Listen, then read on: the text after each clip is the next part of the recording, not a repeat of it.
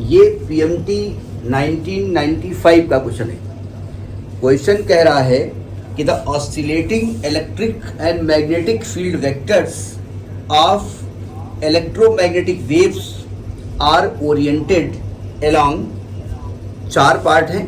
पहला कह रहे हैं the same direction and in same phase, the same direction but have the phase difference of 90 degree, mutually perpendicular directions and are in the phase, mutually perpendicular direction but have the phase difference of 90 degree.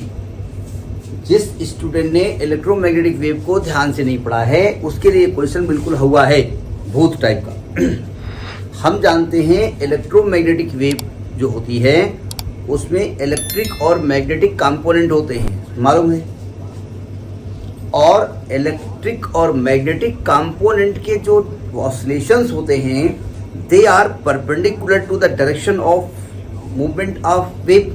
Wave के चलने के perpendicular होते हैं और आपस में भी perpendicular होते हैं। यानी if wave is moving along x axis, wave is moving, magnetic field is या electric field is along y axis, then magnetic field will be along z axis. यानी पहली चीज तो इलेक्ट्रोमैग्नेटिक वेव में इलेक्ट्रिक कंपोनेंट और magnetic component आपस में perpendicular होते हैं। समझ में आ गई बात? तो इस ऑप्शन में वो ऑप्शन सही है जिसमें इलेक्ट्रिक और मैग्नेटिक कंपोनेंट आपस में परपेंडिकुलर होते हैं और दोनों वेव के चलने के डायरेक्शन के भी परपेंडिकुलर होते हैं। तो जैसे इसमें कहा गया है कि सेम डायरेक्शन, तो काम ही खत्म हो गया।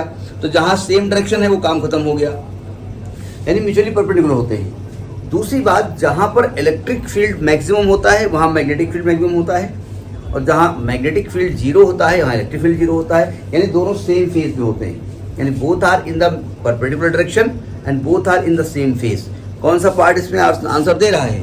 सी part, mutually perpendicular direction and are in phase. In phase मतलब होता है having the phase, having the same phase.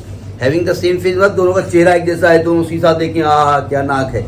Same phase का मतलब होता है जहां पर ई मैक्सिमम वहां बी मैक्सिमम, और जहां बी जीरो वहां ई जीरो। एक्चुअली में कारण ये है ना कि इलेक्ट्रोमैग्नेटिक वेव में इलेक्ट्रिक कंपोनेंट का जो चेंज होता है वही मैग्नेटिक फील्ड क्रिएट करता है।